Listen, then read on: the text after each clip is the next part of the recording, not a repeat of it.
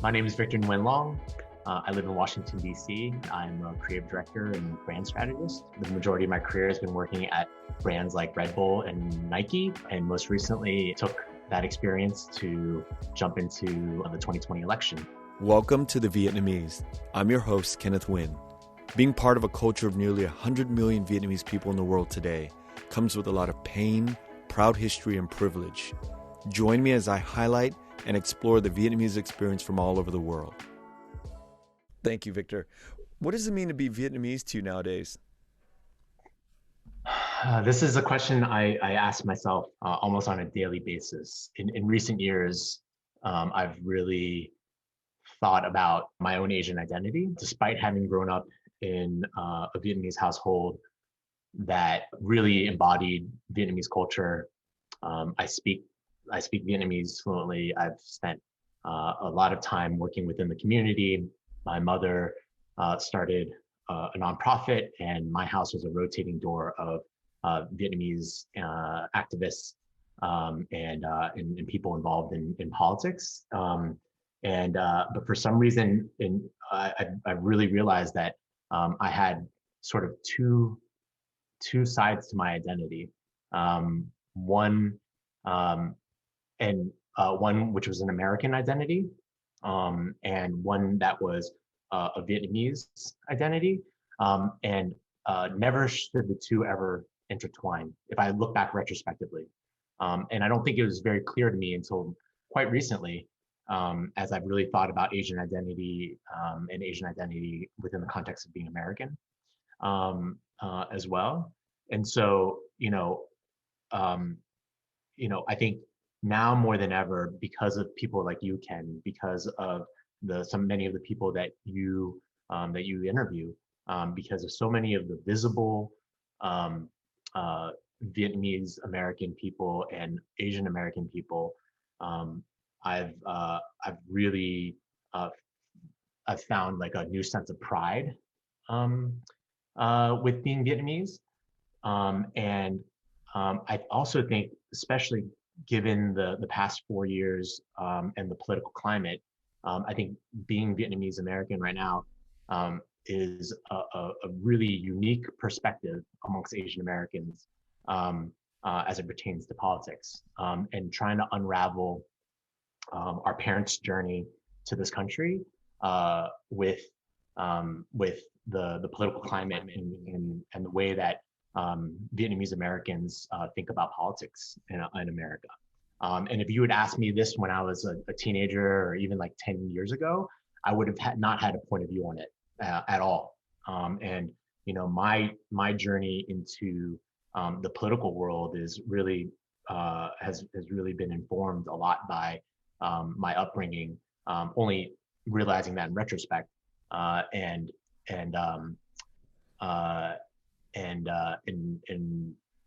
realizing that like I have a very unique perspective that can be shared with other people.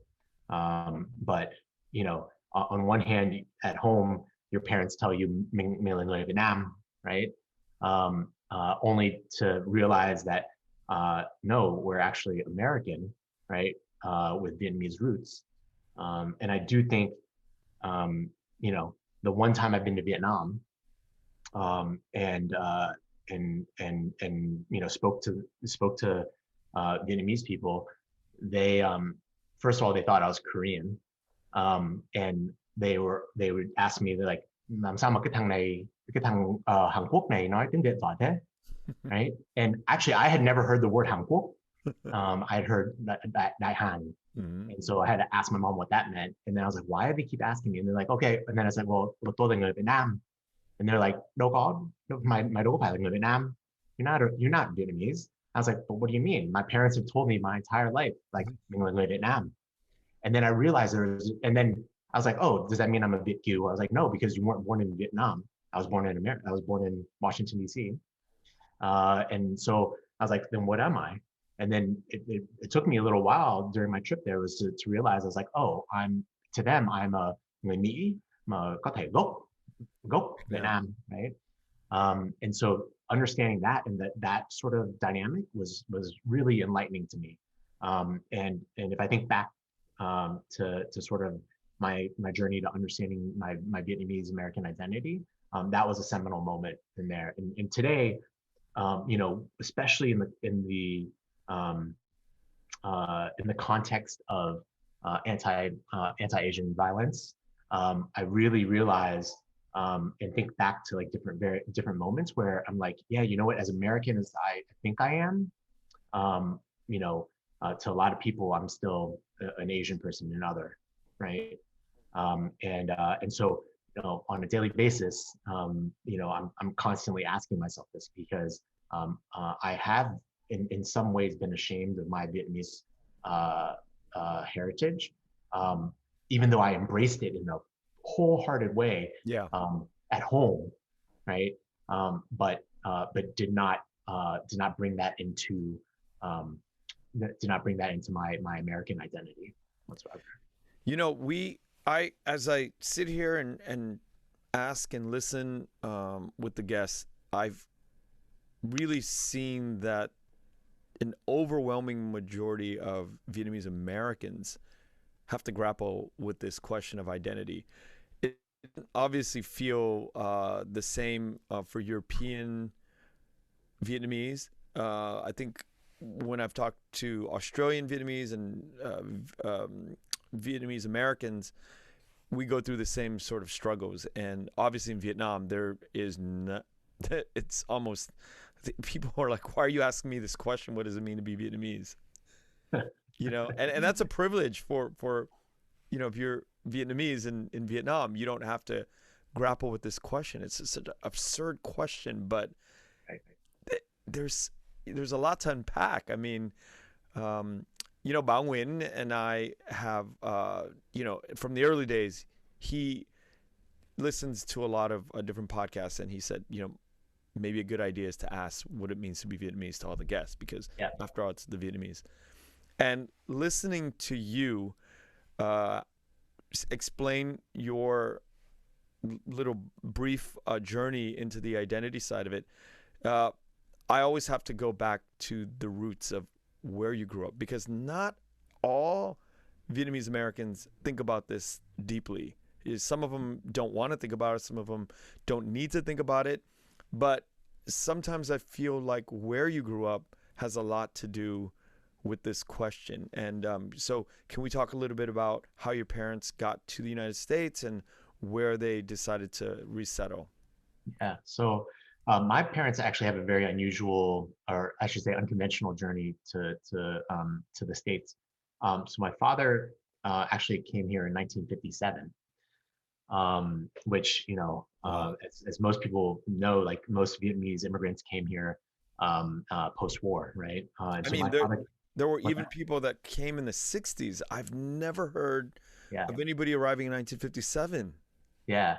And so predating that, my father actually had spent time here, in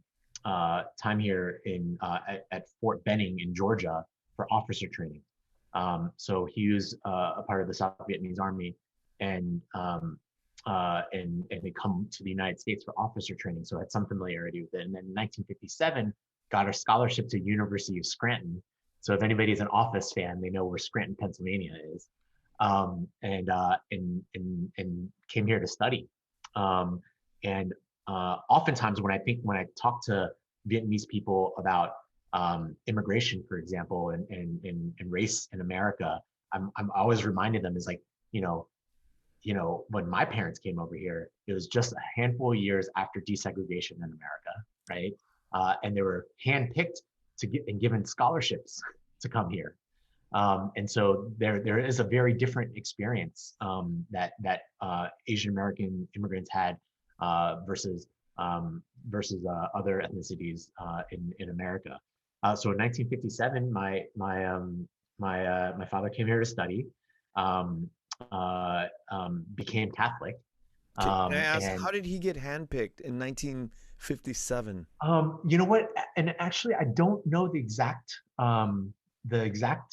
story of how that transpired. And now that you mentioned, I should ask. I'm sure it's been told to me, and I may have forgotten. But I want to say it was through the church. Um, and so, my father took his baptism name, which is John, um, and then studied, and he was writing book reviews. And some nuns from a nearby college called Misericordia was read these book reviews and invited him to talk with them. And they asked, well, do you have a girlfriend? Do you have a fiance? And he said, well, yes, I have a fiance in Vietnam. And so they gave her a scholarship, my mom a scholarship to come in 1961 to a Catholic school called Misericordia College at the time, and now it's a university. And it's in a small town in Pennsylvania. And so my mom, who had very limited English at the time, came to Misericordia, and as a 20-something-year-old, she wasn't like a typical 18 to spending the college years as an 18 to 22-year-old. She'd come as a 20-something-year-old, and had a roommate named Roseanne Murphy, and according to my mom, was the fastest talker in the world, and I know her well, and she is a very fast speaker. And Roseanne basically took my mom under her wing, and took care of her and made sure my mom ate, because my mom weighed 90 pounds when she came there. Wow. And slowly, just learn how to adapt to American college life. Did they ever talk about what life was like in the early 60s in the US in a small town? Yeah, like honestly, like I look back and I ask, I have probed quite a bit, just to understand, like, this is the peak, this is like the middle of the civil rights era, right? And I've asked to see if they experienced any outright racism, and I think on one part, um, because of a language barrier, I'm sure, like I imagine there's just stuff that's lost in translation. Even Yeah. today, my mom's English is impeccable, but like when I tell her about certain racial slurs, for example, she's like, I've never heard that word before, right? And so, like, even if somebody was yelling it to their face, like, they may not understand it, right? Right. The way they But I also, register might be different. yeah, yeah, exactly. And I think, but on another hand, is like, based on stories from my who I call Aunt Roseanne, my mom's roommate, and my mom's stories, like, I think my mom had quite a charmed experience, growing up, and I mean, adapting to American culture. Like the nuns, for example. Like, my mom was Buddhist, right? And she's here at this Catholic school, and the nuns would joke, he's like, "Oh, Twee, well, we're gonna convert you." And she's like, and my mom was like clever enough, because she is quite witty. She would say, like, she's like, "Oh, we'll see who converts who," right? And my mom, remember, has a moment, because they'd had to go to mass, and she went up for communion, not knowing what it was, and they gave it to her, and then she had to spit it out, because they were like, "Wait a second, you're not you're not Catholic." And she And had to spit it out at like Yeah, at the yeah. beginning. According to her, she had to spit it out, like, after they gave it to her. And she has a story of, like, she would play basketball, and she's a very tiny person. And they would always give the ball to her, because the opposing team would never expect her to know how to dribble and shoot the ball. And lo and behold, like, she was their secret weapon. And like, my mother was invited home for Thanksgiving, and she tells me a really interesting story of, like, you know um, the neighborhood would collect food to give to the needy, right? And to my mom, she was like astonished, because she's like, wait, are these people so rich that they can just give away food, right? Like, she's just so astonished by that act, right, of benevolence. That it's just because, coming from Vietnam, where you had nothing, to be able to afford to give away food, like that was such a surprise to her. But she was invited home for Thanksgiving and Christmases, and really got like what I perceive as a very charmed experience, which I don't think is quite is a very typical story for folks. I mean, you think Yeah, about that, right? Being Vietnamese in America before 1968, right? That heavy involvement, the Tet Offensive, the sort of like that's the line in the sand, and then in 1975, so 68 to 75, there's this sort of like sentiment in the United States about the Vietnam War. But before 68, I mean, you could even ask how many people in America even knew about the Vietnam War. So, as a young woman or a young man like your mother and father, growing up before 1961 in the United States in such formative years, they probably see the United States in a totally different way that even we see it.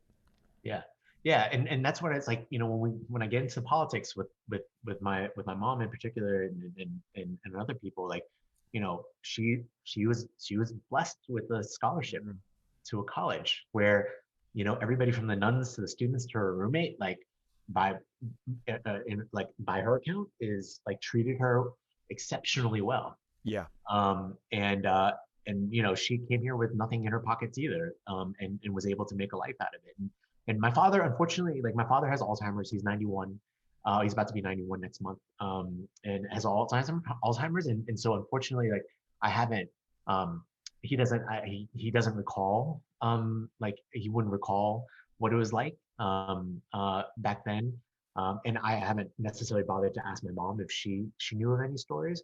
But my father has had an interesting journey as well, from the little tidbits that I do know, and did ask when I was younger, when he was had full capacity, was, he studied at University of Scranton.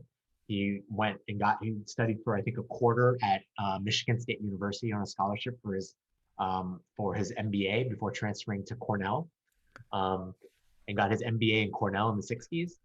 Um, and then, if I understand the timeline correctly, he couldn't get a visa to stay in the United States and didn't want to go back to Vietnam. So he flew to Brazil, which is the only country that would give him a visa, where he was there for, I believe, 5 years in Sao Paulo, and worked. And my parents had a 10-year engagement. So they had a long distance engagement, and so my father learned Portuguese, so he speaks Portuguese as well as French and Vietnamese, and worked there. And I believe, if I remember correctly, worked for Eli Lilly there, pharmaceutical company. I could be wrong about that, but and then would send money back to my mom, and gifts, as well. So, and then he eventually came back, and my parents got married. My mom, for a period of time, I think when my father was in Brazil, had gone out to Monterrey, to teach Vietnamese, for the government. There's a language institute out there for the government, and so she taught Vietnamese to State Department folks. I'm sitting here listening Yeah. to the history of your mom and dad, and I am so devastated that I didn't start this 10 years ago. The Oh man, this is I say this stuff all the time. Like, I wish I'd been recording every single conversation. Victor, Um, I don't, I'm sure you know how exceptional the stories that come out of your mom and dad are, but I mean, I've been doing this and meeting people in the community for a long time, and I have never heard of like your father's journey. 5 years in Brazil as a yeah, that's Vietnamese man in the 70s. I mean, this is you're not living in anywhere near the war or Vietnam, as you know, your experience is way different than any Vietnamese person can imagine. You know, like what is your perspective after 5 years in Brazil, probably during the height of the war, right? yeah, And now I'm yeah. wondering, okay, well, if he got commissioned in Fort Benning or going through OCS in Fort Benning, then did he have to come back to Vietnam to serve out a commission? I mean, what I, happened? I believe, yeah, I believe there was a period of time. There's a period of time where he did go back, which is actually when he was introduced to my mother. They got engaged through a lemoy, right? Like a matchmaker. Yep. Um, and um, uh, and uh, and yeah, so there was a period of time where they met, but then I think that's like very soon thereafter went to came back to the United States to study in 1957. So I mean, you imagine it's 3 years after the Revolutionary War, and they ousted the French. So um, so like that's a yeah, it's a strange time. Oh, so I should say not South Vietnamese army, but like the imperial army that was fighting against the French is what my father was a part of. Yeah, and I think God, I could be way off here, but in the 50s in the U.S., I mean, the civil rights movement wasn't even, there in the late 50s. It wasn't, you know, it, Yeah. we're starting to roll out really heavy in the mid 60s, right?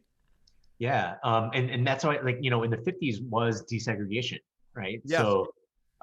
So that was like I believe in like here in Washington D.C., one of the first school districts in America was the first desegregated school district or integrated school district in America, and that was in the mid 50s, and so I remind my parents of that and other Vietnamese older Vietnamese people of that. It's just like, do you realize it's like, and those that arrived in the 70s and 80s, it's like they had 30 years of progression, right? Race relation progressions before they even arrived here, right? And so it's not even apples to apples, right? Right. Um, and so and that usually that's interesting is because it usually stumps them. They're like, what? Well,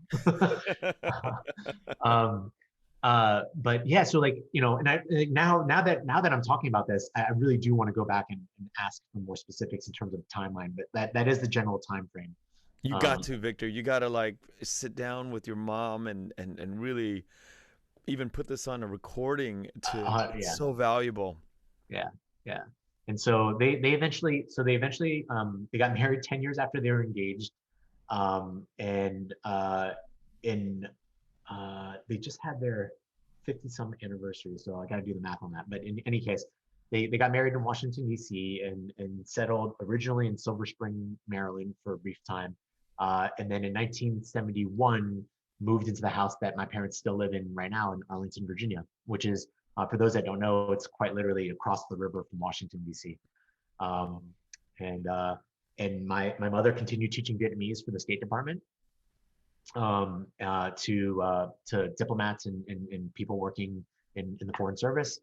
And then my father went on. His background is all in economics, so he went on to be a comptroller for, at the time, if you can imagine, for a consulting company that was owned by a black man, right? Roy Littlejohn Associates.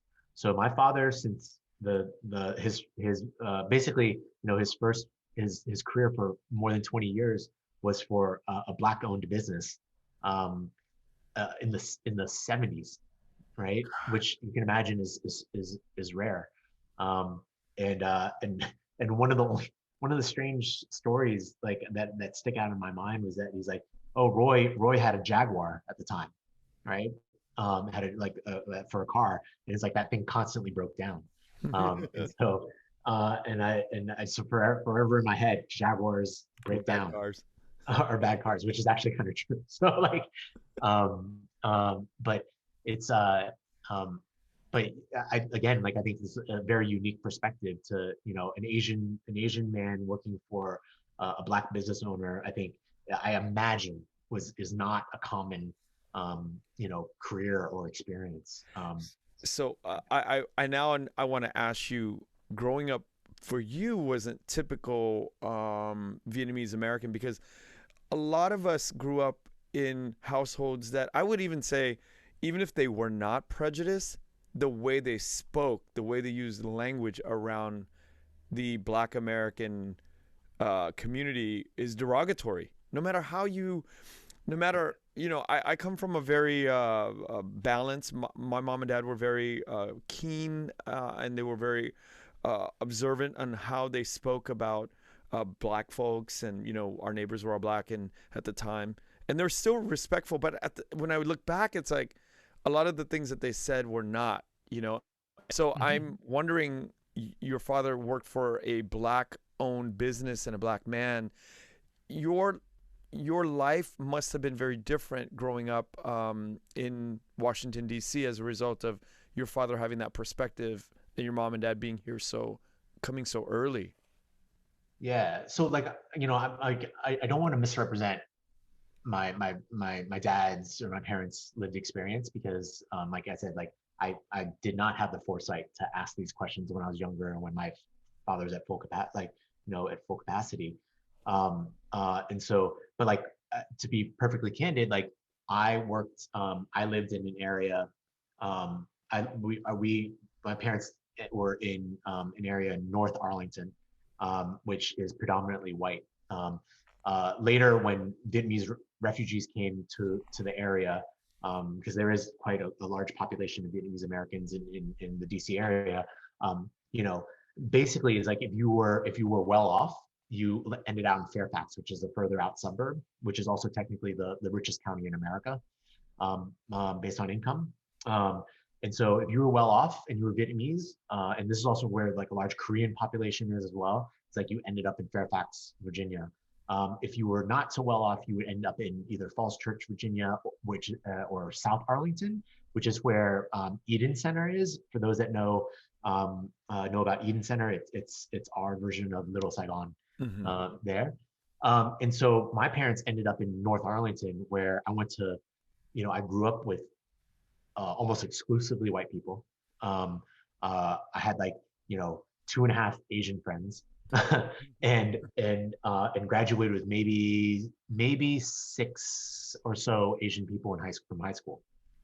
Um, and and DC at the time growing up was a very dangerous place. So people go into DC, they went to work on K Street or wherever it was, like the safe areas, which is, and generally speaking, the northwest quadrant of Washington D.C., and then they got the hell out of Dodge, because if like this was like the height of the war on drugs, and this is all things I realize now in retrospect, right? And in the 80s and 90s, D.C. being the murder capital of the country and the crack capital of the country, and so like my exposure to the Black community was actually quite limited.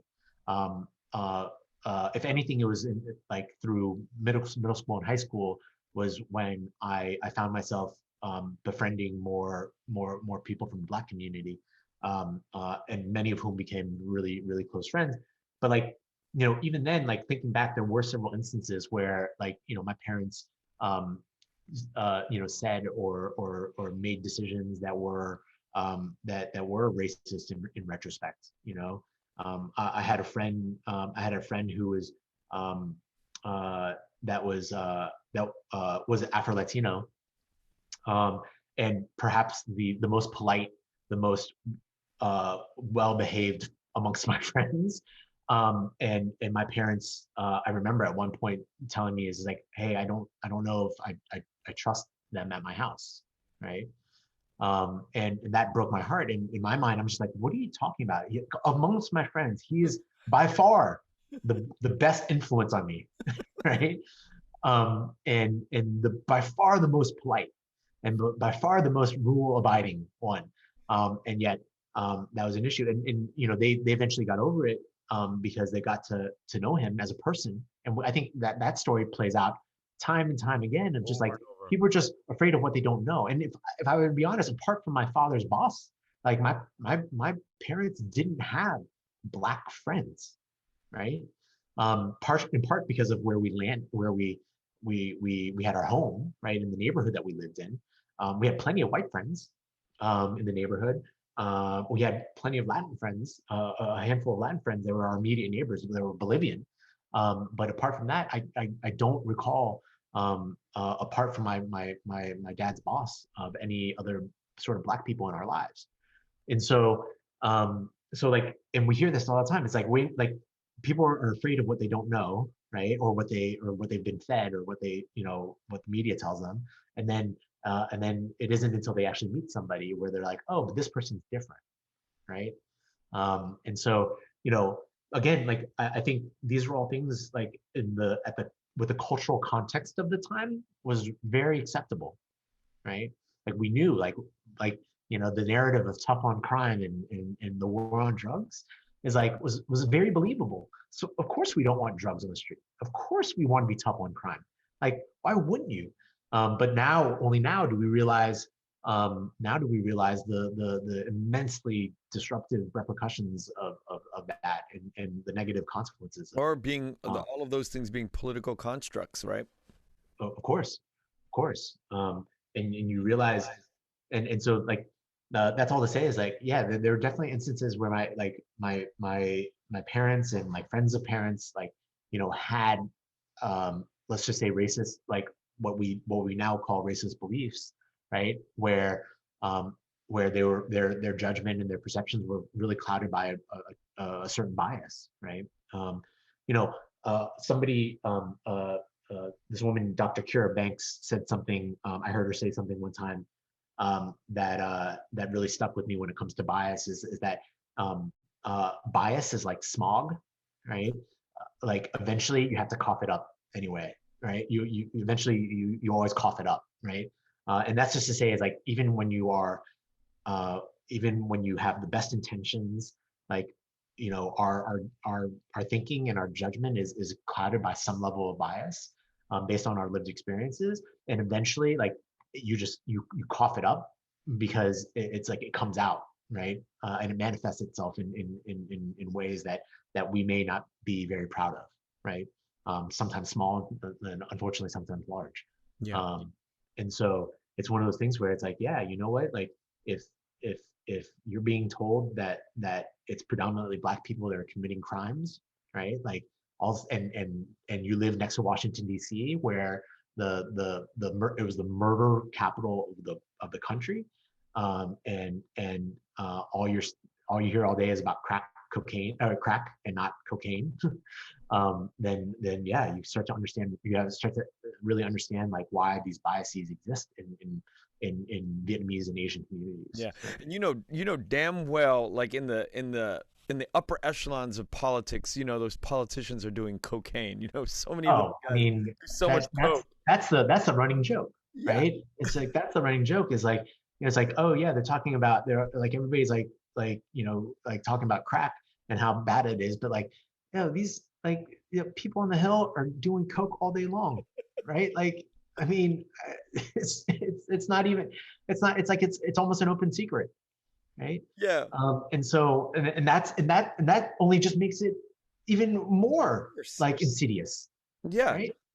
Like it's it's the pot calling the kettle black, and it just makes it even more infuriating Yeah. the more you think But if you about think about the hypocrisy. if you think about the implications of this, though, why? And I'm gonna just say it because why are politicians? Why are a lot of people in the professional ranks doing cocaine? Really, if you think about it, they're doing it because it probably helps stimulate their work cycle, right? They Yeah. get the zones where they can perform better. A lot of them are probably using it as a stimulant to actually perform better at work. And Oh so yeah. it's propelling their careers, it's propelling their trajectory to make money and to live better lives, quote unquote, right? But Yeah. if you think about the inner city and the implications of drug use in that world, it's actually, getting locked up and getting into crime and getting busted. It's the same thing if you think about it, but Yeah. on a street level, it's different than in the office level. It's Yeah. fucked up.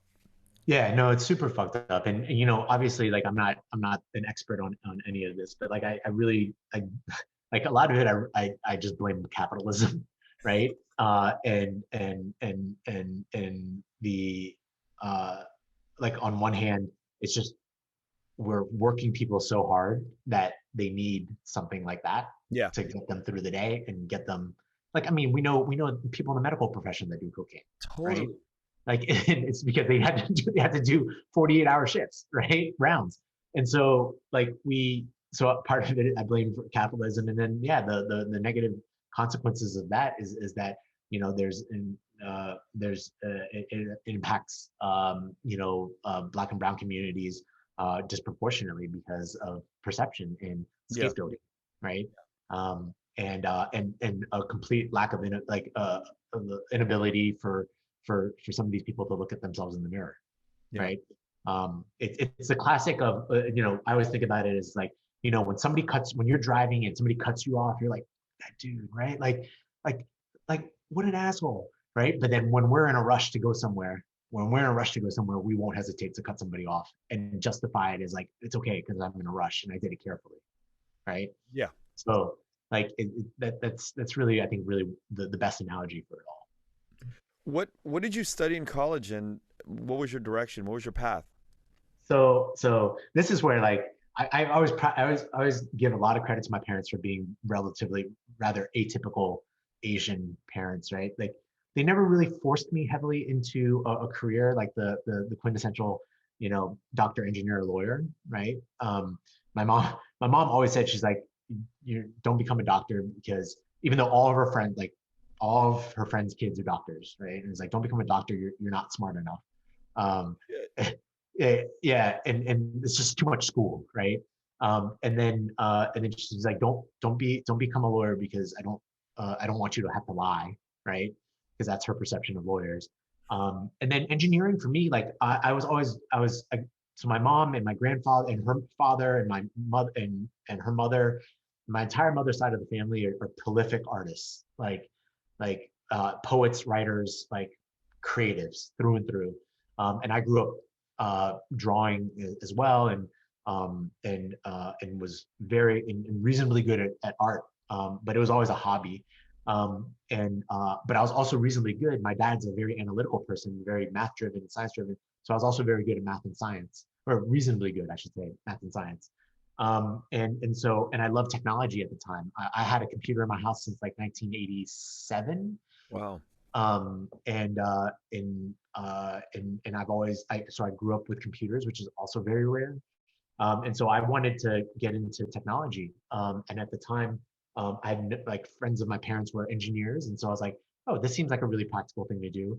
And so I went to school I applied to 6 engineering schools for engineering, and then one for film. So I applied to NYU Tisch for film, because I was also one of the few people in my school that had a video camera, because I grew up skateboarding.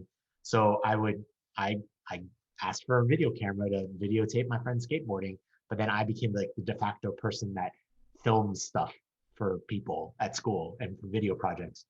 I had one Vietnamese friend who ended up going to NYU Tisch for film. And I was always really inspired by him because he got me interested in film. But in retrospect, I really knew nothing about film. I just knew I liked cameras. Is your friend still in the film business? So he's in the theater business now. So he went to school for film, I believe. Definitely went to Tisch. Oh, actually, you know what? Now that I think about it, he might have actually ended up in Boston. But in any case, he did pursue it, and then now is working in theater. Cool. Yeah, yeah. So in any case, I didn't get into for school for film. Got into Virginia Tech and Georgia Tech, and then I looked at U.S. News and World Report to see which was the higher ranking in terms of in terms of better schools. Yeah. And I chose Georgia Tech, and I went sight unseen, like, because visiting colleges is not something Vietnamese-American parents encourage you to do, because they're like, you got into college, go. Like, it doesn't matter where it is. It doesn't matter if you like the culture or not. Like, just go. Right. So I went to Georgia Tech, sight unseen, did not know it was in the middle of Atlanta, and I studied electrical engineering. Wow. Yeah. So and oddly enough, like I went to school. I started school in 1997. At the time, height of the tech boom, right? NASDAQ had an all-time high. Everybody that I knew that was graduating at the time was like, you could have had a 2.0 and you would have gotten a $60,000 a year job at Deloitte, like, right, at the very least. Yeah. So I'm like, great, I'm gonna go in, I'm gonna graduate. Was immediately humbled. I still don't know how I got into the school, to be frank. My grades were good. My SAT was pretty mediocre at the time. And I took my first class, and I realized I was like, oh, my entire grade is based on a midterm and a final. And like my grades were always good in high school because I was really diligent about homework. My tests were terrible, like were okay, but there was a homework grade, right? Then in college, you're like, oh, you have to have the discipline to do homework on your own. Like, and then you show up for two tests and that's your entire grade. I'm like, oh, I'm fucked. And so I ended up not doing really well in school. And I graduated. I took 5 years to graduate school. That was interesting to explain to my parents. I took 5 years to graduate from school. I graduated in 2002, which at the time tech bubble had burst. No engineering jobs anywhere, even if you had a 4.0, right? And I graduated with a 2.77. And the only reason I have a 2.77 is because I took a bunch of electives. I speak French fluently, so I got a French minor and an engineering entrepreneurship minor, and that's what buoyed my grade. Yeah. Yeah. So, but at the time, my last year in school, a friend of mine, Jason Rodwell, saw me walking from the student center. And was like, "Hey, dude, I have this job with Red Bull. I need to find somebody to take my shoes. Like, you'd be perfect for it. Like, you want to do it?" And at the time, like, if you can imagine, like 2000, 2001, like nobody knew what Red Bull was. It only arrived in America in 1997 and it arrived in Atlanta in 2000. So like nobody knew what Red Bull was. I had maybe had one or two Red Bulls Right. at the time. And basically the job was called a student brand manager, which is basically you're the campus rep for college for your campus. And I was like, I know nothing about marketing. I'm an engineer. Like, he's like, but no, you're social and like you know a lot of people, and so like I think you loved it. And I was like, okay, fine, a few $100 a month, like sure, why not? And then I got into it and I was like, oh, this is really fun. Like, What was the responsibility? What was the job description? so basically, like unlike other, like I still stand by this, is like Red Bull has the most sophisticated student marketing program in the world, on the face of the earth. Because rather than just having a kid stand out there in the middle of campus and like set up a table and a tent and like hand stuff out, right? The job of a student brand manager is not the person that drives the car. That's called the wings team. Back then it was called consumer educators, but now it's called the wings team. The student brand manager was like a mini marketing manager for their campus. So, every campus is different, right? UC San Diego, I guarantee you, has a surf club, right? Georgia Tech does not, right? University of Colorado Boulder has a snowboarding club and a ski club and a rock climbing club, right? Georgia Tech doesn't. Georgia Tech has an engineer, like a race car engineering club, right? And you know what? Like, and the skateboarders are actually not the cool people at all, right? Whereas I guarantee you at UCLA they are, right? Yeah. And so the idea was like, really lean on these students who are experts on the campus to tell us what is interesting and where it intersects with Red Bull, right? And so, and only I, because I'm on the ground on campus, know that like, hey, you know what? You actually don't want to go sample and give Red Bull out at the library because it's just social hour. Nobody's studying there during finals, right? Everybody's just dicking around, right? You actually want to go to the bottom of the econ building, right? Because that's where people actually go to study and pull all-nighters, right? So that's where you want to give somebody a Red Bull, right?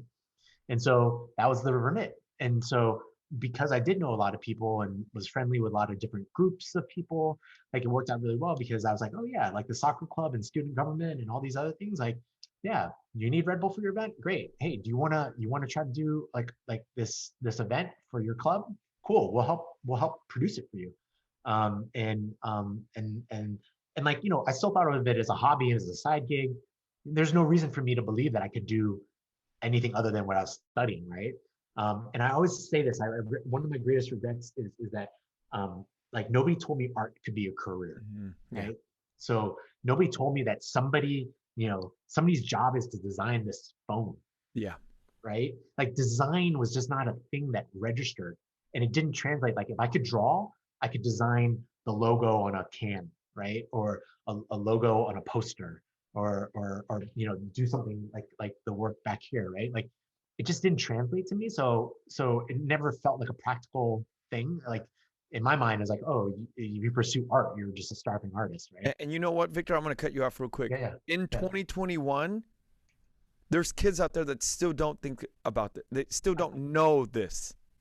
yeah, And yeah. that's No, why having I you believe it. on and talking about this very thing in 2002 or 3 is so important, because even today, and I guarantee you in the next 10 years, kids aren't even realizing that the opportunity or the ability to just say, that's something I want to do. I want to make a movie. I want to make art for a living and make a lot of money doing it. It's not in our lexicon. It's not in the Vietnamese culture here in America or abroad.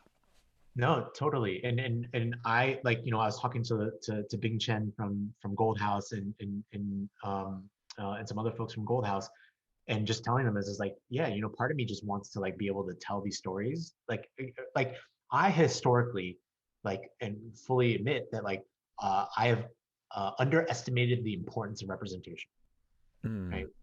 Because I saw, like, because of my proximity to whiteness, right? This is something like, when you talk about what it means to be Vietnamese, and like started to grapple with my Asian identity, that to me, and understanding that was a crucial and critical moment in my sort of journey in understanding my Asian identity.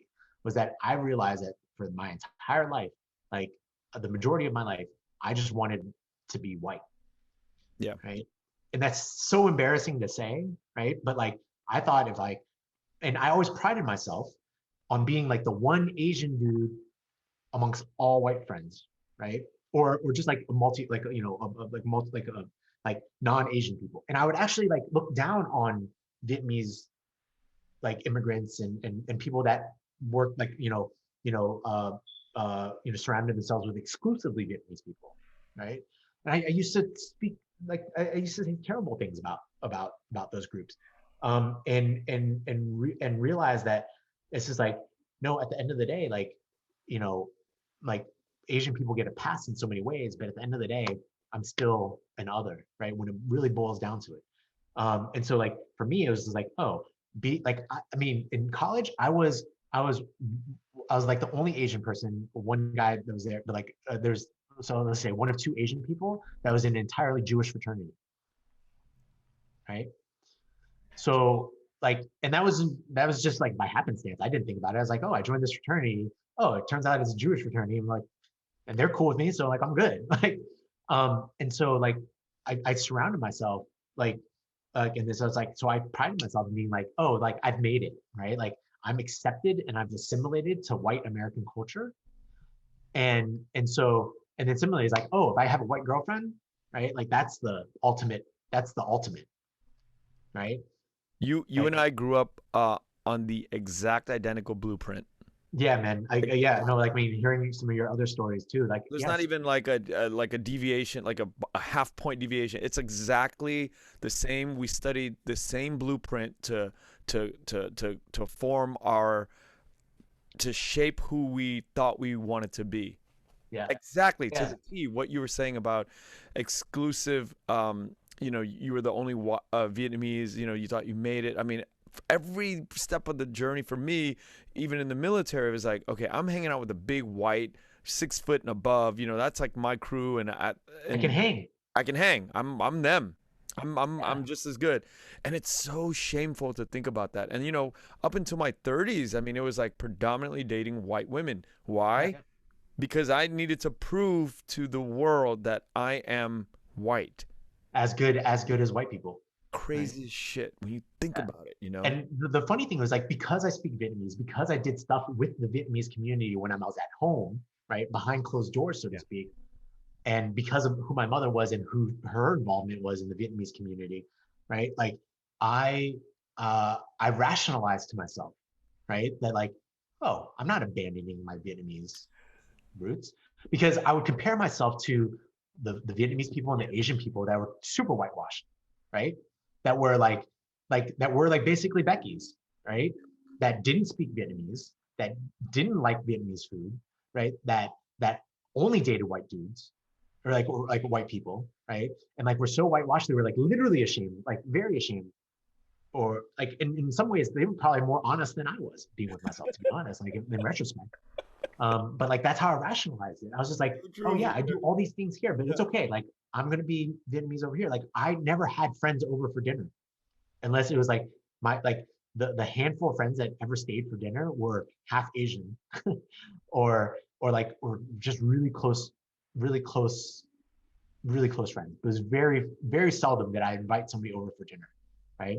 And only in college when my mom would send jazal home like to me as in a care package, and I started eating it. And my friends were like, "What's that?" And I introduced them to jazal and nukmam, right? And they were like, "Oh my god, this is amazing!" Did I start to like gain some confidence and like, okay, I have something unique, and like because I speak to my parents in Vietnamese, right, and sprinkle in English, right? They're like my friends always thought it was the coolest thing in the world, right? They're like, dude, I don't know how you do it. You speak Vietnamese, and all of a sudden you say like laundry, right? And so only then did I start to gain some confidence. But it was a very tight knit circle. Like my greatest phobia of like dating somebody white was like, what are they going to think about my parents' house, right?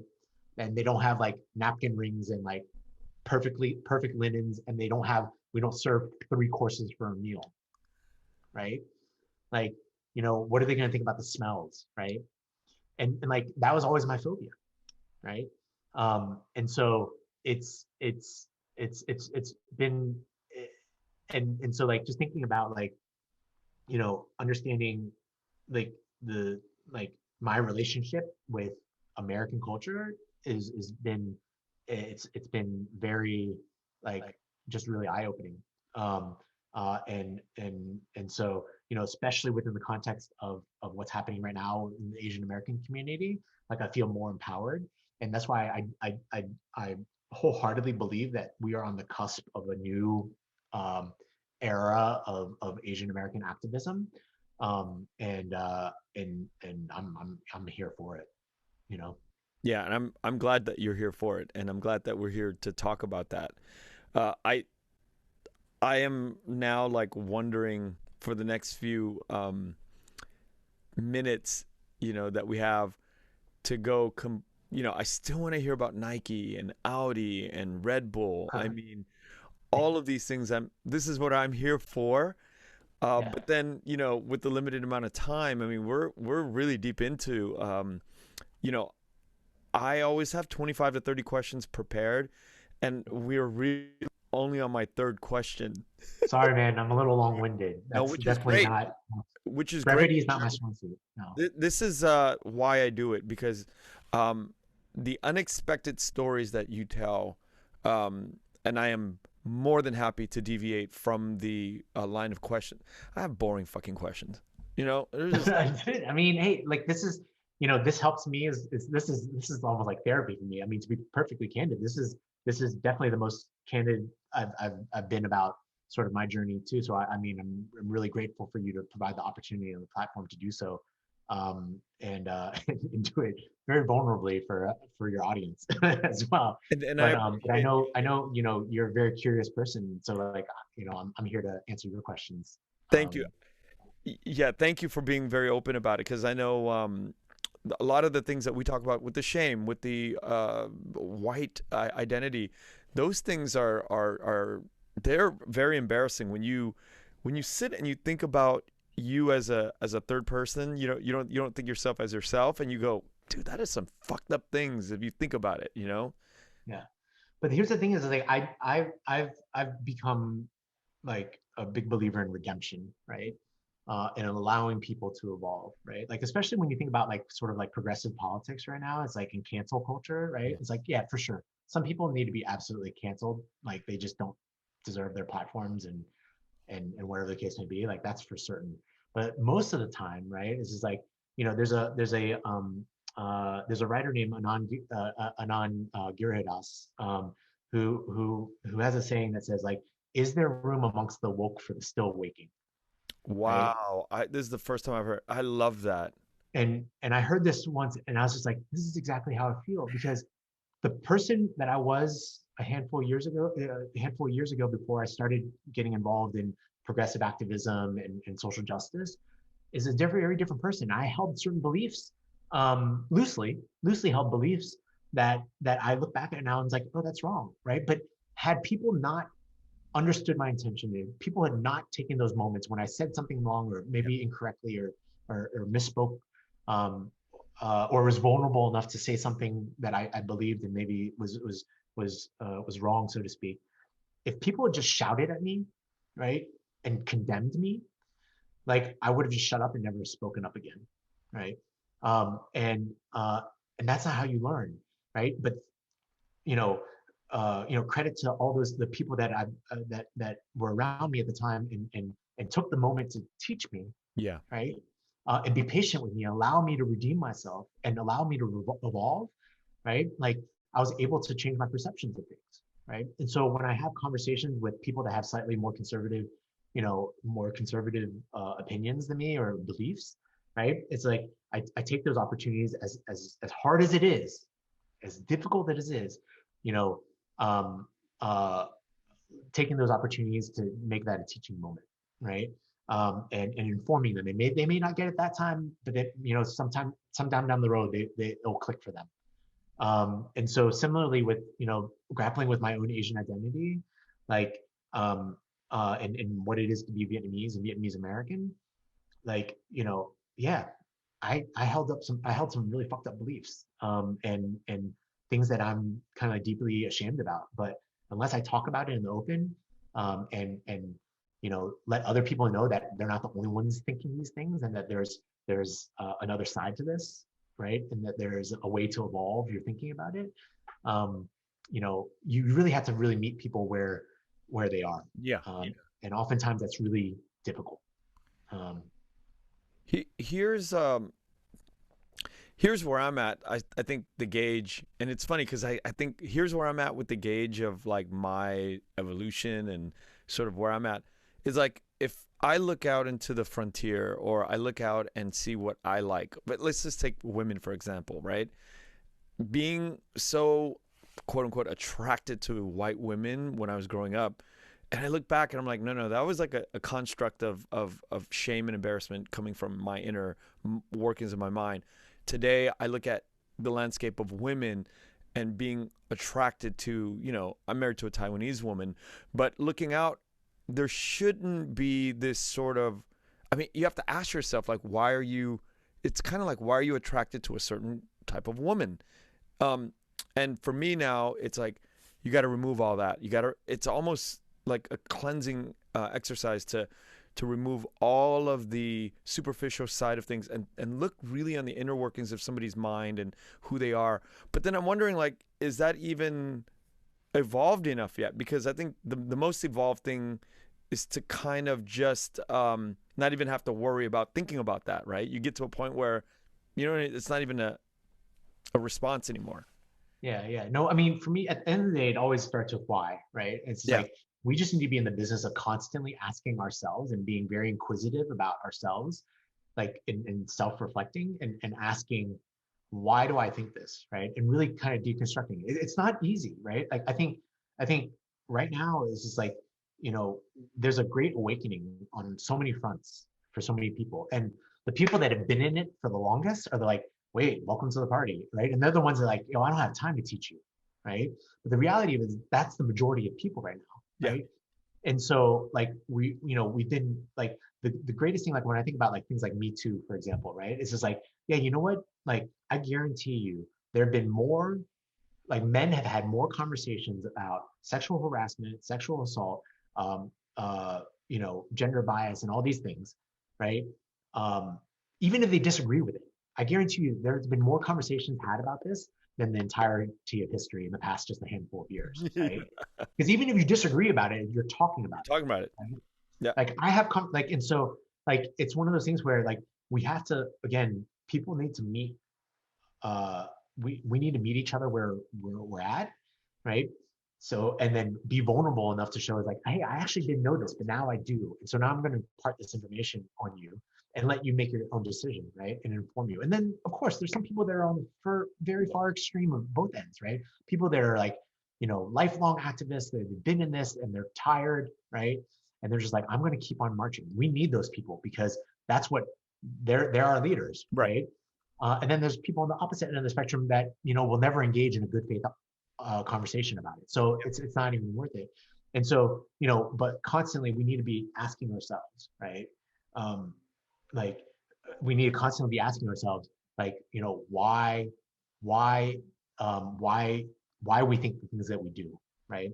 And before we even get into like this idea of like social constructs, right? Like, because that's a big idea. Like, there's so much nuance in this, but it's just like, like you really do. Like, you need some people to ask critical questions. And if you can't rely on other people. You got to rely on yourself. Yeah. So Absolutely. We're gonna keep drifting into this social stuff, but I still want to go back to Red Bull because you said yeah, sure, yeah. that I can't stop thinking about. You said that Red Bull's their marketing program or the way they've integrated into that college life, and you said it's very cutting edge. But how do you think that they figured that out? How do you think that they developed that strategy? Yeah. Yeah, so so Red Bull's been around since 1987, right? Okay. It was originally founded in the 80s, earlier than that in Thailand, Right. right? A very industrious Austrian man by the name of Dietrich Mateschitz. Wait, Austrian man, you said? Yeah, an Austrian man. Austrian man in Thailand. Well, yeah, so he lived in Austria, but traveled to Southeast Asia a lot, or Asia a lot. And he's selling. He worked for a consumer packaged goods company and sold toothpaste, basically. And he'd go to Asia and he's super jet lagged, and people introduced him to energy tonics.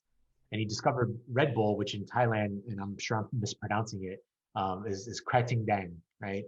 And he just discovered, like, he found that this was like a really profitable and very popular energy tonic.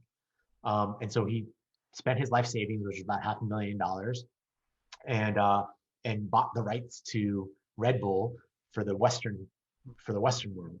So for a long time, up until like very recently, the only Red Bull that you would find in Thailand was the regional Red Bull, which is not carbonated. It comes in a glass vial, right? And so he was just like, so he took it back to Austria. He tinkered with it, added carbonation, made it a little bit more palatable to Western taste. And then went out with it in 1987 and it flopped, right? Because people didn't understand like it was like a soda, right? So people were like, well, I can buy a 50-cent Coca-Cola. Why do I need to buy a $2 thing, Soda. right? Mm-hmm. So he realized that like there needed to be a great deal of education, right? And so what he started to do, and again, like this is all paraphrase, right? And from what I know of it, is like, so he started going to bartenders and DJs, right? People that are up all night. And he was like, try this. And of course, it helped people stay up all night and party all night, right? And probably wake up in the morning too. And so he went to these people and like, Red Bull, everybody associates Red Bull with Red Bull and vodka. Like Red Bull's like at the time I worked there, 15 years ago, like Red Bull sales at bars only accounted for 20% of the sales, right? Like it's the number one selling product in all 7-Eleven, right? So people drink it for a multitude of other reasons, right? Of which it's probably not drinking it with tequila or vodka. So, but like those are the image makers. Those are the people that are influencers at the time, right? So he spent a lot of time, and this is when the Red Bull car came about, the little Mini Cooper with a can on the back. Yeah. Right? It was like he went around. He knew that the cars would be attractive and like be interesting and something that would drive word of mouth. And people would educate. So originally these people were called consumer educators, which is very dull.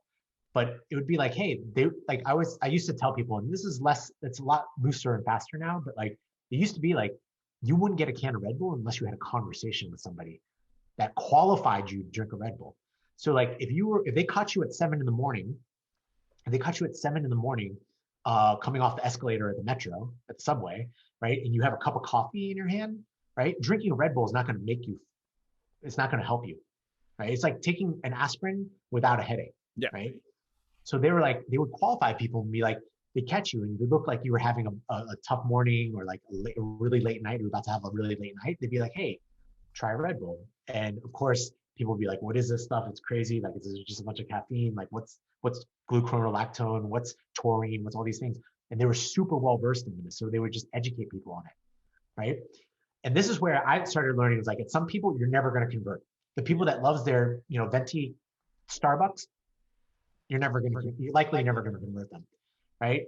But the person that's having a really bad day or like, having a really tough morning and they're dragging or the student that needs to pull on all-nighter for the final, you give them a Red Bull at the right time, they're going to be like, oh my God, thank you. Right. And it proved itself time and time again. Right. And so that was kind of the genesis of this, is just understanding that, and then what was happening in Austria and Europe, right, for a decade before it came to the United States was like, the founder Dietrich is like, he's in his 80s now, I think maybe even 90s. He's a really old guy, but he is an extreme sports junkie, right? Like he flies planes, he jumps out of planes, he jumps off. He's an extreme sports junkie. And so naturally he gravitated to these communities and, brought Red Bull to it. And these people are just like adrenaline junkies. So like, this is like, yeah, it's going to pump me up to do a 900 on a snowboard pipe, right? Like half pipe. And so like and then the other thing was like, they realized is that like, so Red Bull's mission at one point was to give people and ideas wings, right? So everything that you see Red Bull do is like an act of sort of benevolence to that community, right? So like when Shaun White wanted to practice and win the gold at the Olympics, they built him a private half pipe because he was training in Tahoe, right? And people were like basically videotaping him and stealing his tricks, right? So they built him a private half pipe to improve it. Red Bull Air Race, for example, is a result of like stunt pilots, acrobatic pilots going to Dietrich, like a Red Bull, and being like, you know what? We don't like to just do tricks. We like to go fast too. So they're like, all right, well, let's create a Formula One race series in the sky. Oh, right? Shit. And so it's a matter of, and this is how I'm very fortunate to have been, that was like my first job, first marketing job, was that like, it taught me everything outside the box. Right. And so like, it taught me that like, you lead by listening, right? You don't come to the skateboarding community or the breakdancing community and tell them like, this is what we're going to do. Here's a bunch of money, do it. Right. It's actually a matter of listening, right? And actually building relationships with them that are meaningful and listening to what they want. What are their hopes and dreams? What is going to progress their sport or their activity or their community? And then Red Bull has the resources to help bring those things to fruition. So, there's a Red Bull breakdancing competition back in the day called Red Bull BC1, right? And if you know anything about b-boying, right, like it's always crew versus crew, right? And b-boys were coming to Red Bull and being like, because Red Bull supported b-boying, right? B-boys would come to Red Bull and be like, you know what? There's never been a competition where it's like solo, one-on-one, to find out who the best b-boy is in the world. And so they came out with a one-on-one competition called Red Bull BC1, right? And that went on for a decade. And where people just continually one-upped each other and progressed the sport, right? And so that's kind of like the long of it, in terms of like how kind of Red Bull landed on that sort of what we now identify as relationship driven marketing. Okay, you pointed out this very specific thing with Red Bull's development in terms of how they figured out how to help the community that they were going into. Is there a way where we can, for the next few minutes, talk about the one kind of takeaway that you got at Audi, at Nike, at 72 and Sunny? Can you do one takeaway from each company, and then we can get into post Lockwood strategy, or right? Because I need to move it along, but at the same time, I can't let the whole experiences of each of these companies go. So I want to. Can you? Yeah, you want to go through the resume, like? Yeah, well, we can go through the resume. One takeaway from the resume. One takeaway from each company, because I have like questions on top of questions of each of these companies that we won't have the time to get into, because I really do want to hear where you're going after this after the Trump thing and our community as a Vietnamese community. So, but I do want to hear Audi, Nike, and all of these companies. So let's go. After I graduated college, I went to work at Coca-Cola. So if Red Bull, my part-time job in school, taught me everything outside the box, I would say that like Coca-Cola taught me everything inside the box. Oh, I mean, wow. at the time, the most valuable brand on earth, right? You go to the jungles of Vietnam, and the only American English word that anybody knows in Vietnam is Coca-Cola, Hmm. right? And so like taught me the power of a brand with equity, and that traditional marketing works. There's a reason why traditional marketing works. Um, then I went to go work at Cartier, and that taught me that and on sales. And frankly, my greatest takeaway is that I don't like having to wear a suit, and I don't like working in luxury. Um, Why? Why not? and Why don't you like working luxury? it, like working luxury, it's a very arrogant business, to be frank, right? It is elitist, and Yeah. the more I look back at it now, I'm like, this is such an elitist thing. And look, I like nice things. Don't get me wrong, right? Like I love nice things, but at the end of the day, it's they don't need me helping them, right? And then it was a sales job, and I realized I was terrible at sales. Like I like marketing because it's a soft sell, right? If I understand my consumer correctly, I'm going to put an idea out there, Yeah. right? There's a Seth Godin quote, and I always paraphrase it. This is like, marketing is not about trickery or deception. It is about sharing something you believe in with other people, which is why religion is like the best example of marketing in existence, right? It's like a bunch of people that deeply believe in something and just want to evangelize it, right? And share it with other people, Yeah. and their enthusiasm, right, is just naturally infectious, right? And if that message meets the right person, it's going to resonate with them. And so like marketing, I liked having the sales experience, but that's the push, right? And I need to understand, like, and I prefer the pull, which is putting an idea out there. And if I've done a good job, if I'm a good marketer, then that's going to resonate with a certain group of people, and they'll naturally want to buy it. I And don't need to force it on people, right? yeah. Which is what my perception of sales is, right? Uh, then I went to Red Bull full time, overseeing the collegiate marketing program that I was a part of for the country, and that really just taught me, like to be honest, like one, the power of relationship building, the power of like on the ground marketing, which is not what every company can do. Every company pays a lot of money for TV advertising. Red Bull was the only one that really put people on the ground to be connected deeply, intimately with the communities that they serve. Right? It's changed now, but that's still the sort of in the DNA of Mm. Red Bull, and that's informed everything I've done in life and in work from there on out. Is to listen first, and then it also taught me that when others zig, you need to zag, and you always need to know where people are zigging so that you can zag, right? And if you can imagine, that was everything outside the box. Then I went to, then I had opportunity to go to 72 and Sunny, which is, in my mind, the best creative agency on earth right now, with the exception of maybe a couple others. But like that taught me actually what strategy was. At Red Bull, because I was a former b-boy, because I skateboarded, because I snowboarded, I was marketing to myself. But what happens when you get a brand that you know nothing about, a toilet paper brand, right? And really understanding like who the toilet paper consumer is. And not that I actually never worked on a toilet paper brand, but like I worked on brands that I knew nothing about, right? And that really taught me what strategy was understanding who the consumer is, what's unique about the product, and then making sure that you communicate that unique selling point to this very specific group that is highly receptive to that message, right?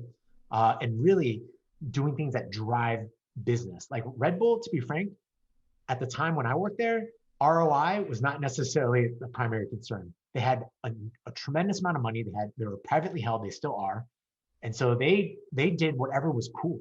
Like if it was cool, they did it, and they spent a ton of money doing it, and it worked for them. Most companies don't act that way. Most companies have a very specific business result that they need to drive, right? And that's what 72 and Sunny taught me. Then I got to Nike, which I mean, I wish I could summarize into one thing, but like, and I'll do my best to. But really, what Nike taught me um, was that when a company has very clear values, they are unstoppable. Hmm. One of my first bosses at Nike, Jenny Campbell, um, she said, when this place gets behind a single idea, it's like a freight train you can't stop. And I always tell people because I do work with people that need to develop a mission and a vision and positioning and values. And I was like at Nike, everybody knew that their mission was to bring inspiration and innovation to every athlete in the world. And if you are an athlete, if you have a body, you are an athlete, right? Wow. And everybody had that tattooed in their brain. And then we had 10 maxims, right? At the time. Now there's only, I think, 5, but there are 10 maxims that guided our work. Things like evolve immediately, things like simplify and go. So like if you were in a meeting and you were like spinning and spinning and spinning, they're like, guys, let's just simplify and just go, right? If the ground shifted underneath you culturally, like we needed to evolve immediately, right? And things like that. But wait, And can I so, interrupt? yeah, Why did it go from 10 maxims to 5? simplify and go, right? Evolve immediately. If those maxims no longer suit the business, and I don't know because actually it was after my time that they went to 10 from 10 to 5. But like I imagine it was a conversation about like, is it too complicated, right? Has our business changed in a way that it needs to? These things need to evolve, and most people just cling on to what always was, right? And brands like Nike, the most successful brands in the world, know when they've overstayed their welcome and they need to change. And so it taught me that. Then when I went to Audi, uh, it was a reminder that I don't like working in luxury, to be honest, and I don't like wearing a suit. So between Cartier and Audi, I always had to wear a suit. And I was just like, this is as much as actually, I think I look pretty good in a suit, but to be frank, it felt like a costume every day. It felt like a costume. And the more you think about it, it's really the most arbitrary thing. A dress code is the most arbitrary thing in the world because on Fridays there's casual Friday, right? So what's different about my Friday, right? That allows me to wear jeans and a button down instead of a full 3-piece suit, Yeah. right? What does it matter, right? Am I not the same person with the same intelligence, with the same value to add? No, of course not, right? And meanwhile, and what the most hypocritical thing and most arbitrary thing of it all was that in the same building at Audi North America headquarters, right? Audi of America headquarters was also Volkswagen, Lamborghini, Bentley, and Bugatti, all in the same building. And on 2 floors where Audi was, it was all suits. On the next 2 floors above that was Volkswagen, and it was all business casual. And like we're in the same business. And you could argue that, oh yeah, we're a premium brand, yeah, but that's bullshit. Like Interesting. it makes the whole construct of luxury just even dumber, right? Yeah. But I will say is that like um, Audi taught me because my job was to help innovate the retail experience to make it to compete with Tesla being able to buy a car on a phone in 15 minutes, right? What's the retail experience going to be like for people that have that expectation? Was that everybody, it taught me that everybody says they want the bright sparkly object, right? And then and then you tell them how much it's going to cost, how much effort it's going to take, and then they're all of a sudden very gun shy, right? And they're like, I don't think we're ready for that, right? Like my friend said it best, was like everybody wants the Ferrari until you tell them how much a Ferrari costs, right? And so like I found myself incredibly frustrated in an organization that was frankly unwilling to actually change and Right. actually evolve itself despite what they were saying, right? Um, and then when I finally jumped into politics with Lockwood Strategy and working with ACRONYM, my biggest takeaway is that you know um, uh, creative people deserve a seat at the grown-ups table in politics. And I think a lot of problems would be solved if creative thinkers had a more meaningful seat at the table. And I am confident of that. And it just reinforced something that I've always believed, is that culture is the force multiplier. right? Yeah. And culture will move. The Obama Shepherd Ferry Hope poster was an instrumental part of getting Barack Obama elected. And nobody will ever tell me otherwise. And the funny thing is, like, nobody can quantify it. Nobody can put that into a data, even retrospectively. Nobody can rationalize that with data. And everything in politics is data, data, data, data, data, and very low acumen for culture. And what working in politics taught me is that there needs to be more creatives at the table, and not a bunch of political like consultants who only know what people are thinking because they asked it in a poll. You need people that understand culture and how people behave. And that was validated when I learned that, like, in politics, there's actually very little to no ethnographic research. Everything is polling, right? So people don't really understand culture and consumer and voter and behaviors and attitudes. They only know what their response is and their reaction is to a policy point. Yeah. These are great points about, the intersection of politics and creatives.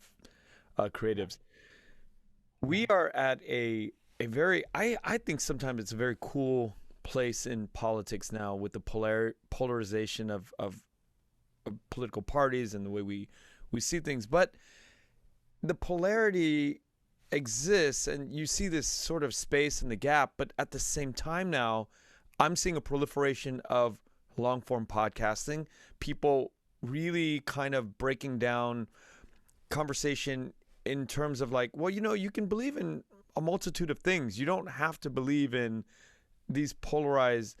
So we're on one hand, we have the existence of these very extreme views, but on the other side of it, we're actually having more discussions as a result of it. I mean, how do you feel about that?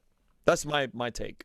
No, and I totally agree with you, right? It's just like, obviously what we see and hear most are the very polar extremes, right? And the vast majority, like, we get along with our neighbors and our conservative neighbors, right? Yeah. Like, when we talk to them, Yeah. right? But like we've kind of picked our corners and we fight from the poles, right? When the reality is the vast majority of Americans are somewhere in the middle, and we're complicated. Like, humans are complicated. It is, people have forgotten the concept of mutual exclusivity, right? And the very fact that people can hold two conflicting thoughts and ideas about something that might be incompatible, right? But it's not a zero-sum game. Yeah. And that people can hold contradictory opinions, right?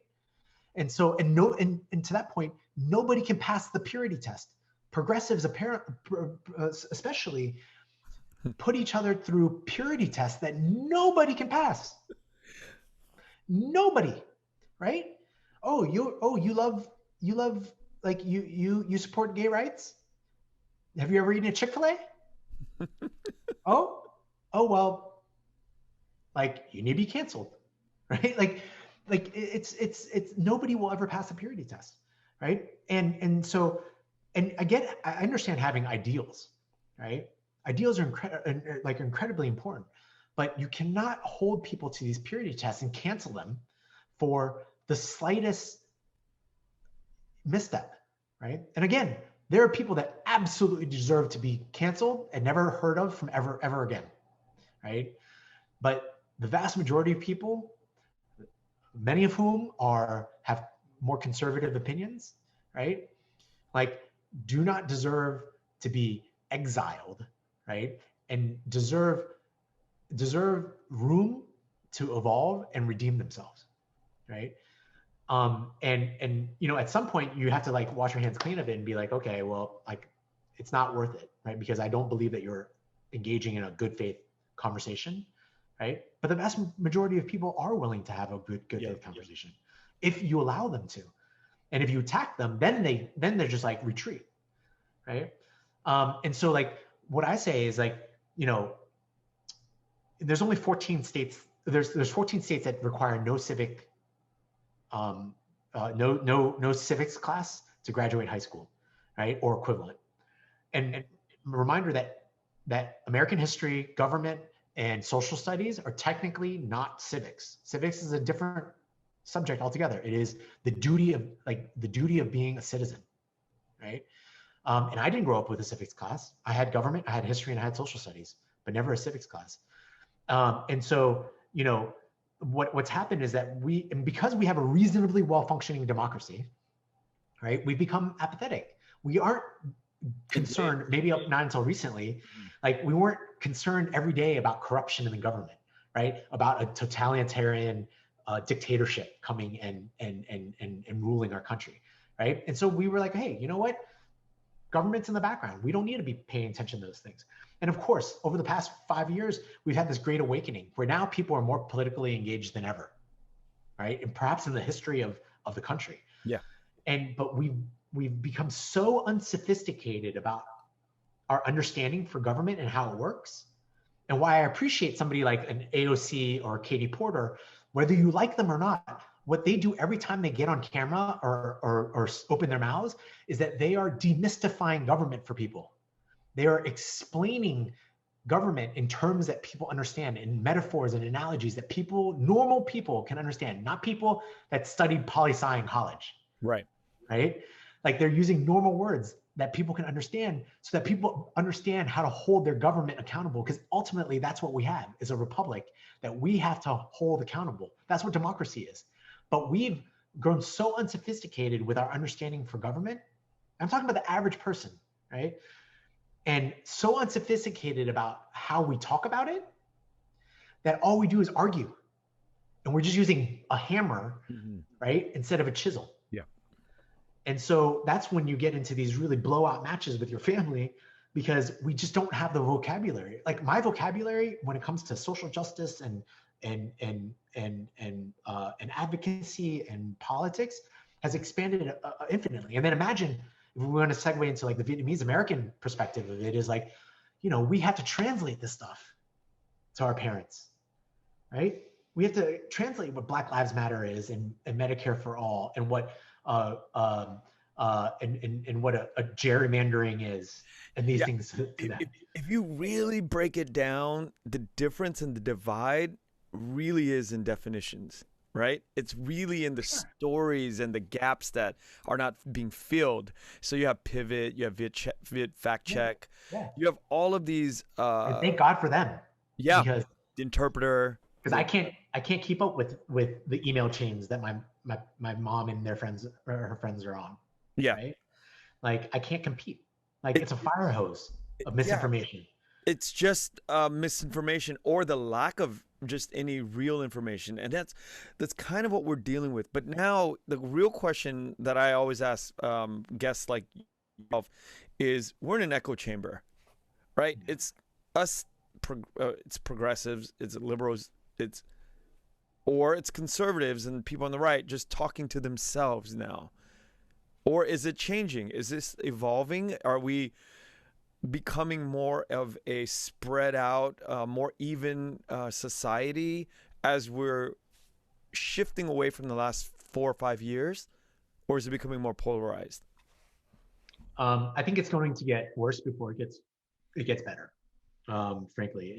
And the founder of my company that I just left, Lockwood Strategy, Tara McGowan would say that there's no such thing as balanced anymore, right?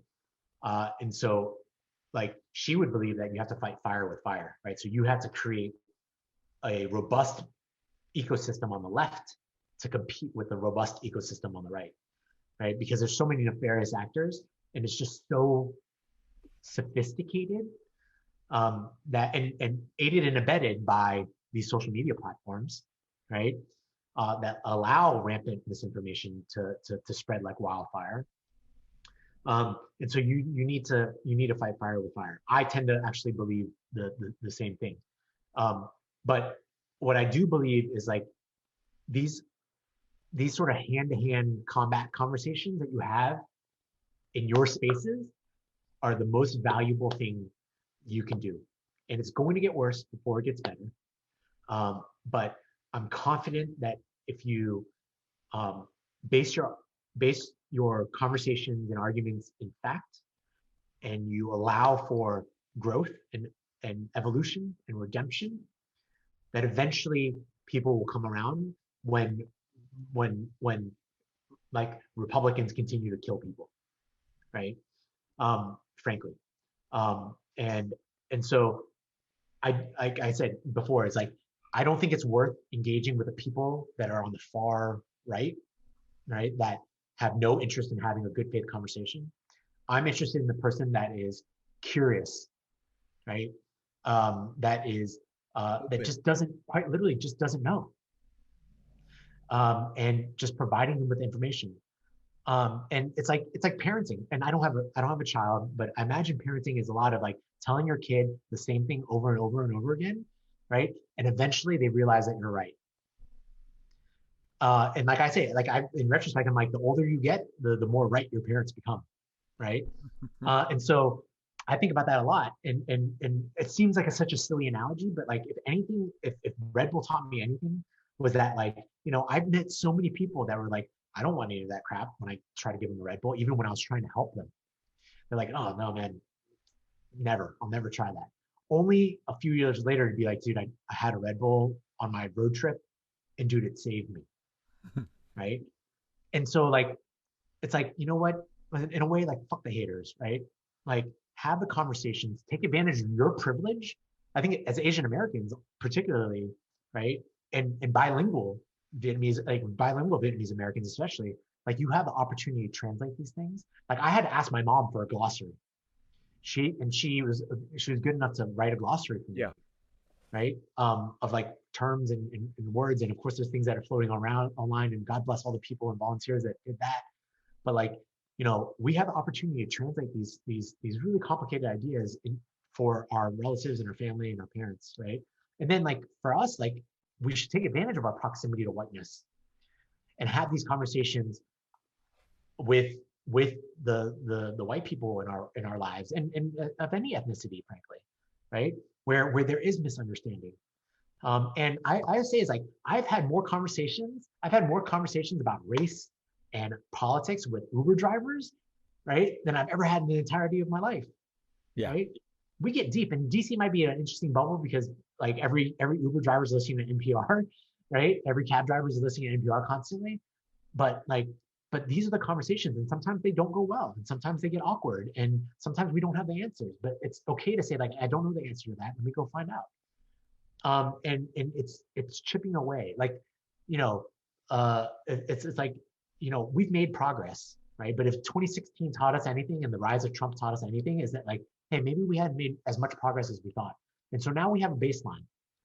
We have a baseline of just how much racism and xenophobia and Islamophobia and homophobia all are still deeply rooted in the systems of this country, right? And so cool.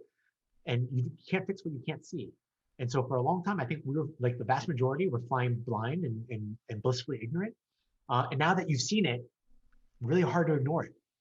And so we all have the responsibility to educate ourselves, seek answers and ask questions and be curious about why we hold the beliefs that we have, why other people hold the beliefs that they have, empathize with one another, right? And continue to have these conversations as difficult and as painful as they might be. Victor, I thank you so much for your accumulated sort of viewpoints on, coming out of the marketing world into politics. And I feel like we got into a lot of things, a lot of topics that we could have gone further into. But I think touching on the brand work that you did was just a little bit, but I wanted more. But going into the further conversations of politics and Vietnamese community and empathizing and listening to each other is sort of like the goal of the next few years, right? And I want to have you eventually back on with other people who are speaking about this topic like you are, and I want to further explore where our community is headed maybe put together a panel. I always talk about that, mini panels of 2 or 3 of my former guests. You, Cookie Young from The Interpreter would be wonderful people to talk about. But thank you so much for your time today, and I look forward to really getting to meet you soon when you come back out to LA. Yeah, no, I hope to be out soon and get to meet you in person. But Ken, thanks for the opportunity, and I hope somebody finds this helpful or just relatable, if nothing else. And when this goes on for years and it's up for years, and whatever you do out in the world, there's always going to be a record of sort of your thoughts, the digital record of you sharing your thoughts, and we get to really understand who you are. Hopefully some kid sees this 3 years from now and it inspires them to take on a creative journey into their, a professional creative journey in their lives. Yeah. Thanks, Ken. Thanks, Victor. Appreciate your time.